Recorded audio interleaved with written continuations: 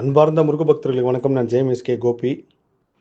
இந்த குரல் பதிவு கொஞ்சம் பெரிய குரல் பதிவாக இருக்கும். அதனால் நேரம் ஒதுக்கி கேளுங்க. நான் இன்று ஒரு காணொலியில் சொல்லியிருந்தேன். இன்றைக்கி செவ்வாய்க்கிழமை முருகப்பெருமான் நடத்திய அற்புதம் அதிசயத்தை சொல்லணும். இந்த பிரபஞ்சம் நம்மளை எப்படி வழி நடத்துது அப்படின்ற பேருண்மை நான் உணர்ந்ததுக்கப்புறம் என்னால் முடிஞ்ச வரைக்கும் அந்த உண்மை எல்லாருக்கும் ஒரு நேர்காணலையும் ஒரு சில விஷயங்கள் மட்டும் சொல்லுவேன். மிச்ச விஷயங்கள் அவங்களா புரிஞ்சுக்கிட்டா தான் உண்டு. நம்ம அது என்ன பண்ணாலும் அது உணர வைக்க முடியாது அப்படின்னு சொல்லி தவிர்த்துருவேன். ஆனால் இப்போ நான் சொல்லக்கூடிய விஷயம் நிச்சயமாக எல்லாருக்கும் புரியும்படியாக நான் சொல்கிறேன். அப்படி சப்போஸ் புரியலைன்னா கண்டிப்பாக எனக்கு மெசேஜ் அனுப்புங்க. இன்னும் விளக்கமாக நான் அடுத்த குரல் பதிவில் சொல்கிறேன். இந்த பிரபஞ்சம் மனிதன் விதிப்படி தான் நடக்கிறான். ஒருத்தர் நூல் மயிரிழையில் உயிர் தப்பிச்சாரு அப்படின்றது விதி தான். நல்லா நடந்துட்டு போனவர் மேலே ஒரு கால் விழுந்துருச்சு, இல்லை அவர் நல்லா நடந்து ரோட்டில் சிவனேன்னு போனவர் மேலே ஒரு கார் ஆக்சிடென்ட் ஆயிடுச்சுன்றதும் விதி தான். விதியை ஒருத்தர் ஜெயிக்கிற மாதிரி சூழ்நிலை வந்தாலும் அதுவும் விதி தான். ஸோ இங்கே எல்லாமே ஆல்ரெடி திட்டமிடப்பட்டது தான். அதுக்கு ஒரு பெரிய உதாரணம் தான் இப்போ நான் இன்னைக்கு நடந்த 3 சம்பவங்களை நான் தொகுத்து சொல்கிறேன்.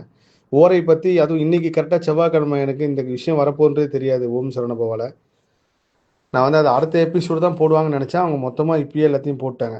ஓரை சம்மந்தமாக நான் பேசியிருந்தேன். அந்த ஓரை எப்படி வேலை செய்யுது, நம்ம எல்லாமே விதிப்படி தான் வேலை செய்யுது, நம்ம நம்ம விதிப்படி தான் நடக்கிறோன்றதுக்கு இந்த சம்பவங்கள் உங்களுக்கு கணக்கு போட்டு தொடர்பு ஏற்படுத்தி பாருங்கள். உங்கள் வாழ்க்கையிலையும் நீங்கள் ஒரு சம்பவத்துக்கும் தொடர்பு ஏற்படுத்தி பார்த்தீங்கன்னா மட்டும்தான் அதை உணர முடியும். இன்னைக்கு காலைல செவ்வாய்க்கிழமை நான் போக வேண்டியது மதியானம் தான் போகணும் அந்த கோவிலுக்கு. வடபழனி கோவிலுக்கு 3 மணிக்கு போகிற மாதிரி தான் என்னோடய திட்டம் இருந்துச்சு. ஆனால் என்னோடய தியானம் முடிச்சதுக்கப்புறம் காலையிலே போயிட்டு வந்துடலாம் அப்படின்னு சொல்லிட்டு, இப்போ செவ்வாய்க்கிழமை வடபழனி கோயிலில் எக்கச்சக்கான கூட்டம் வருது. முதல்ல 5000 பேர் வந்தாங்கன்னா இப்போ 50,000 பேர் வராங்க. நாளுக்கு நாள் வடபழனி ஆண்டவர் முருகப்பெருமான் எல்லா பக்தர்களையும் ஈர்த்துக்கிட்டே இருக்காரு. அந்த ஈர்ப்பு முருக சக்தி எல்லா பக்தரும் ஈர்த்துட்டு இருக்காங்க. எல்லாரும் சும்மா போறாங்கன்னா கிடையாது. வர முருக பக்தர்களுக்கு அவங்க வேண்டுதல் நிறைவேறுது, கேட்டது கிடைக்கிறதுனால அவங்க திரும்ப திரும்ப வந்துகிட்டே இருக்காங்க. இப்படித்தான் எல்லா கோயிலையும் கூட்டம் வருது. நீங்க ஏதோ ட்ரெண்டுக்காக இவர் சொல்லிட்டார் அவர் சொல்லிட்டாருலாம் கிடையாது. அந்த சக்தி அபரிவிதமா வேலை செய்ய ஆரம்பிக்கும் போது அந்த சக்தியை ஒரு சில ஆட்களை தேர்ந்தெடுத்து அந்த சக்தி மூலயமா சொல்ல வைக்கும். இப்போ உதாரணத்துக்கு இன்னைக்கு நிறைய பேர் அன்பு தானே செய்து அந்த முருகர் வீடியோ எனக்கு நிறைய பேர் அமைச்சிருக்கீங்க. நானும் அவர்கிட்ட பல தடவை பேசியிருக்கேன்.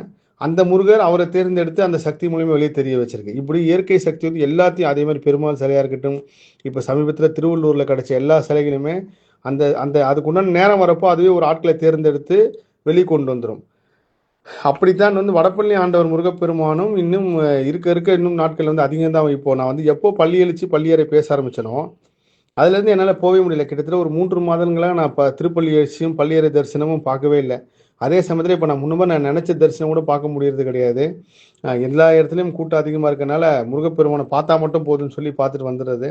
ஸோ வடபழனி ஆண்டவரோட சக்தி இன்னும் அபரிவிதமாக செயல்பட்டு இன்னைக்கு 50,000 பேர் வராங்கன்னா எதிர்காலத்தில் 5 லட்சம் பேர் வருவாங்க வடபழனி கோயிலுக்கு. அந்த அளவுக்கு முருக சக்தி பரப்பிட்டு உலகம் ஃபுல்லாக கண்டிப்பாக வருவாங்க. அப்படி இருக்கும்போது இன்னைக்கு காலையில் நான் யதார்த்தமாக போக வேண்டிய சூழ்நிலை, எனக்கு தியானத்தில் உத்தரவு. சரி போயிட்டு முருகர் பெருமானை பார்த்துட்டு நம்ம அடுத்த வேலைக்கு போகலான்றப்போ லண்டன்ல இருந்து ஒருத்தவங்க வந்திருக்காங்க. அவங்க 95 பண்ணி அவர் கூட வந்தவர் எனக்கு தெரிஞ்சவர். அவர் நீம்கொரளி பாபா சம்மந்தப்பட்ட ஒருத்தர்.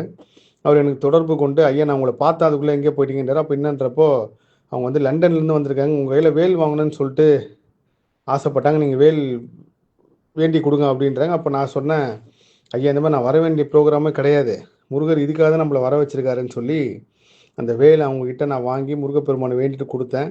அப்போ கரெக்டாக செவ்வாய் ஓரை, அந்த செவ்வாய் ஓரையில் அவங்களை நான் சந்திக்கிறேன் 6 to 7க்குள்ளே. இது ஒரு பெரிய அற்புதம். அதுக்கப்புறம் புத்தக கண்காட்சி நடக்குது சென்னையில். புத்தக கண்காட்சியில் கிட்டத்தட்ட 800 ஸ்டால் இருக்குது. அது சம்மந்தமான ஒரு காணொலி விரைவில் வரும் பாருங்கள், கிருபானந்த வாரியார் சம்மந்தப்பட்டது. அதில் கிட்டத்தட்ட 9 வழிநிலையில் நான் 3வது வழிநிலை போகும்போது கிட்டத்தட்ட நிறைய கடை, 800 கடையும் ஒவ்வொரு கடையாக போய் பார்த்து எனக்கு தேவையான எல்லா புத்தகங்களும் வாங்குறப்போ அந்த 3வது கடை வரப்போ நான் உட்காந்துட்டேன். குகஸ்ரீ பதிப்பகம்னு ஒரு இருக்குது, கிருபானந்த வாரியார் சம்மந்தப்பட்டது. கரெக்டாக அப்போ அங்கே உட்காந்து காஃபி சாப்பிட்லான் இருக்கும்போது என் மேலே காஃபி ஊற்றிருச்சு. சூடான காஃபி, ஒயிட் ஃபேண்ட் ஃபுல்லாக காஃபி ஆனதுனால சரி நாளைக்கு பார்க்கலாம், வேண்டாம் வாங்க போகலான்னு சொல்லிட்டு கிளம்பி வந்துட்டேன். வந்ததுக்கப்புறம் இன்றைக்கி செவ்வாய்க்கிழமை போகணும் அப்படின்னு சொல்லிட்டு போகிறப்போ குகஸ்ரீ பதிப்பகத்தில் நான் போய் தேடி அந்த இடம் 3வது இடத்துல தான் இருக்கேன். 3 நாளைக்கு கேது. அந்த ரோ ஃபுல்லாகவே முழுக்க முழுக்க முருகர் சம்மந்தமான புத்தகங்கள், முருகர் சம்மந்தமான விஷயங்கள் எல்லாமே இருந்துச்சு அந்த இடத்துல. அப்போது வாரியார் சுவாமிகளோட குகஸ்ரீ பதிப்பகத்தில் நான் எல்லா விஷயத்தையும் பேசி காணொலியாக பதிவு எடுத்ததுக்கப்புறம் ராஜேஸ்வரி அம்மன் ஒருத்தங்க வந்தாங்க. அவங்க யாருன்னு பார்த்தீங்கன்னா கிருபானந்த வாரியாரோட மருமகள், அவரோட தம்பி பையனோட மனைவி அவங்க. எனக்கு ஒரு கிருபானந்த வாரியர் சிலை கிடச்சிது. அந்த சிலையை வந்து ஃபோட்டோ பதிவு பண்ணுறேன் பாருங்கள், அற்புதமான சிலை. அப்போ அவங்க வந்து என்னை வந்து கிருபானந்தர் வாழ்ந்த வீட்டுக்கு வந்து என்னை அழைச்சிருந்தாங்க. ஒரு முக்கியமான பொருளை காட்டுறேன்னு சொல்லியிருந்தாங்க. நான் கிருபானந்தர் வீட்டுக்கு போய் பதிவு செய்யணும்னு நினச்சி 10 நாளைக்கு முன்னாடி என்னோடய தியானத்தில் அந்த உத்தரவை வந்து நான் ஐபிசியில் சொல்கிறேன். அந்த நேர்காணல் நடந்தப்போ கரெக்டாக அந்த 10 நாள் எவ்வளோ பெரிய முருகப்பெருமான் நடத்திருக்காரு பாருங்க. அப்போது நான் அவங்கள பார்த்து சந்தித்து போகும்போது செவ்வாய் உரை, அந்த செவ்வாய் உரை தான் வீடியோ பதிவு செய்கிறேன். அப்புறம் நான் விரைவில் அங்கே வரேன்னு சொல்லிட்டு அங்கே எல்லா விஷயம் முடித்ததுக்கப்புறம் அங்கேருந்து கிளம்புறேன். இதுக்காக தான் நேற்று எனக்கு காஃபி ஊற்றுனது எல்லாமே நடந்தது. இன்றைக்கி போகணுன்றது தான் காரணம். கரெக்டாக நான் வரப்போ தான் அந்த அம்மா வந்திருந்தாங்க. அடையாறுலேருந்து அவங்க வந்திருக்காங்க அந்த இடத்துக்கு. அது ஒரு பெரிய அற்புதம். அதே மாதிரி யாசகம் வாங்கிறது, திருவோடு முதல் யாசகம் எங்கள் அம்மா கிட்ட வாங்கினதுக்கு அப்புறம் தான் நான் வந்து மற்றவர்கள்ட்ட வாங்கணும் அப்படின்னு சொல்லிட்டு ஒரு ஒரு தெய்வ செயல்னு கூட சொல்லலாம். அதுக்காக இருக்கும்போது எங்கள் அம்மாவுக்கு ஃபோன் பண்ணி இந்த மாதிரி இன்றைக்கி செவ்வாய்க்கிழமை வாங்கணும்னு உத்தரவு வந்திருக்குமா, நீங்கள் 3ஆம் பிறை அப்படின்னு சொல்லி எங்கள் அம்மாகிட்ட சொல்கிறப்போ சனி உரை, சனினாலே கர்மா. அதுக்கப்புறம் எங்கள் அம்மா எனக்கு இன்று மாலை வந்து வடப்பள்ளி கோயில் வாசலில் தான் வந்து அந்த விஷயத்தை வந்து கொடுத்தாங்க. அப்போ எடுத்து பார்க்கும்போது சந்திர உரை, சந்திரனாலே அம்மா. ஸோ இது எல்லாமே பிரபஞ்சம் திட்டமிட்டபடி நடந்துக்கிட்டு இருக்கு. நாளைக்கு நான் ஒரு அவமானப்படணும், நாளைக்கு ஒரு அசிங்கப்படணும், அதுவும் விதி தான். எனக்கு ஒரு புகழ் வரணுனாலும் விதி தான். நீங்கள் நல்லா போயிட்டு இருக்கும்போது ஒரு செகண்டில் கண்ணிப்பிக்கும் நேரத்தில் ஒரு விபத்து ஏற்பட போய் நீங்கள் தப்பிக்கிறீங்கனாலும் விதி தான். நல்ல சேஃபாக அலர்ட்டாக போயிட்டு இருக்கும்போது விபத்து ஏற்படும், அதுவும் விதி தான். இந்த எல்லா விதியிலேருந்து நம்ம காக்கக்கூடிய சக்தி வந்து நம்ம பக்தி. கடவுளே இல்லை, கடவுள் நம்பிக்கை இல்லை, கடவுளே கும்பிடாத கூட நல்லா இருக்காங்கன்னா அதுவும் விதி தான். நீங்கள் உங்களுக்கு எந்த துன்பமும் அணுகாக இருக்கணும், நம்ம வந்து எந்த சூழ்நிலை மோசமான சூழ்நிலைக்குள்ளேயும் நம்ம போகாமல் இருக்கணும்னா அதுக்கு முதல் படி நான் கர்மாராய்ச்சியில் உணர்ந்த விஷயமே. நேற்று கூட நான் ஒரு பதிவு போட்டிருந்தேன். அதுக்கு நிறைய பேர் கமெண்ட்டில் சொல்லியிருந்தாங்க, கெட்டது பண்ணுறலாம் நல்லா இருக்கான், அவன் இப்படி இருக்கானே இப்படி இருக்கான். இந்த மாதிரி எண்ணத்தை தான் நீங்கள் முதல்ல விடணும். யாருக்கு என்ன கிடைக்குன்னு இயற்கை கொடுக்கறதுக்கு எல்லாத்துக்குமே தயாராக இருக்குது. அதை நம்ம வாங்கிறதுக்கும் நம்ம அதை வாங்காமல் போகிறதுக்கும் நம்ம எண்ணம் தான் பெரிய தடையாக இருக்குது. அதனால் எப்போ நீங்கள் இந்த மாதிரிலாம் பேசாமல் இந்த மாதிரிலாம் நினைக்காம இருக்கீங்களோ, நல்லா இருந்தால் நல்லா இருந்துட்டு போட்டோம், அவங்களால நம்மளுக்கு எந்த கெடுதலும் கிடையாது, நம்மளால யாருக்கு எந்த கெடுதலும் கிடையாது நீங்கள் நினச்சி கெட்டவன் வந்து நல்லா இருக்கான், இவன் இப்படி இப்படி பண்ணுறான், மோசமான பாவம் செய்து நல்லா இருக்கான் அப்படின்னு எண்ணத்தெல்லாம் நீங்கள் யோசிக்காமல் சமமான மனநிலைக்கு எப்போ மாறுறீங்களோ அன்னிலேருந்து இயற்கையை உங்களுக்கு உண்டான எல்லா விஷயத்தையும் கொடுக்கறத வந்து உணர ஆரம்பிப்பீங்க. யாரையுமே அப்படி நினைக்காதீங்க. யார் உங்களுக்கு எதிரில் எவ்வளோ மோசமான சூழ்நிலையாக இருக்கிறவனுக்கு வந்து ஒரு இருக்கிறதுலே ஒரு மோசமான கொடூரமானவனுக்கு ஒரு 5 கோடி லாட்ரி சீட்டில் விழுந்துருச்சுன்னா நீங்கள் அதை நினச்சி பொறாமையோ இல்லை அதை நினச்சி வந்து ஏக்கமோ இல்லை அதை நினச்சி திட்டுறதோ அப்படி வச்சுக்காதீங்க. அவனுக்கு கொடுக்கணும் நேரம் இருந்திருக்கு, போயிடுச்சு, அப்படி தான் நீங்கள் நினச்சி கடந்து போகணுமே தவிர அதில் நீங்கள் கருத்து சொல்லி அந்த கர்மாவும் நம்ம சேர்த்துக்கூடாது. இந்த சின்ன சின்ன விஷயங்கள் உங்களுக்கு எண்ணம் மாறுறப்போ அது ஒரு பெரிய விஷயத்தில் கொண்டு போய் நிப்பாட்டும் எதிர்காலத்தில். உங்களுக்கு எப்போ அந்த எண்ணம் மாறுதோ அதே மாதிரி உங்கள் வம்சாவளியில் இருக்கிற எல்லாருக்கும் அந்த எண்ணம் மாற ஆரம்பிக்கும். இது பெரிய உண்மை நான் கர்மாராய்ச்சியில் உணர்ந்தது. விரைவில் வந்து கர்மாராய்ச்சி சம்மந்தமாக நிறைய பேரை சந்திக்க இருக்கேன். அது ஒவ்வொரு முருகர் சாட்சி மாதிரி கண்டிப்பாக அந்த சாட்சியும் வரும். நான் சென்ற வருடம் ஒரு பதிவு பண்ணியிருந்தேன், என்னை சந்திக்க வர முருக பக்தர்களுக்கு ஒரு வேண்டுகோளுக்காக ஒரு விஷயம் சொல்ல போகிறேன் அப்படின்னு. அது இப்போ வரைக்கும் வந்து தள்ளி தள்ளி போயிட்டு வந்து இன்றைக்கி ஒரு விஷயம் மட்டும் பதிவு பண்ணணும்னு சொல்லி இந்த குரல் பதிவிலே சொல்கிறேன். என்னை தொடர்பு கொண்ட முருக பக்தர்கள் உங்கள் லக்னம் தெரிஞ்சுட்டு எனக்கு ஃபோன் பண்ணிங்கன்னா என்னோடய கர்ம ஆராய்ச்சிக்கு அது பெரிய உபயோகம் இருக்கும். உங்களுக்கும் நான் சில விஷயங்கள் சொல்கிறதுக்கு வந்து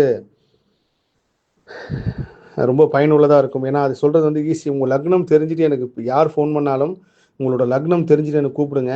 கண்டிப்பாக ஏன் இந்த பிரச்சனை உங்கள் பிரச்சனை என்னால் தீர்க்க முடியாது, ஆனால் இந்த பிரச்சனை ஏன் வந்துச்சு, இதுலேருந்து வெளியே வரதுக்கு உண்டான ஏதாவது ஒரு வழியை வந்து என்னோடய கர்மாராய்ச்சி மூலயமா முருகர் அவர்களால் நிச்சயமாக என்னால் சொல்ல முடியும். அந்த மாதிரி நிறைய பேருக்கு சொன்னேன்.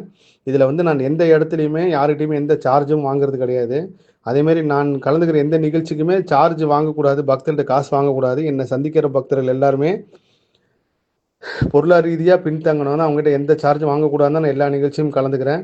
நான் கலந்துக்கிற எல்லா நிகழ்ச்சியுமே அனுமதி இலவசம் சொன்னால் மட்டும்தான் நான் கலந்துப்பேன்.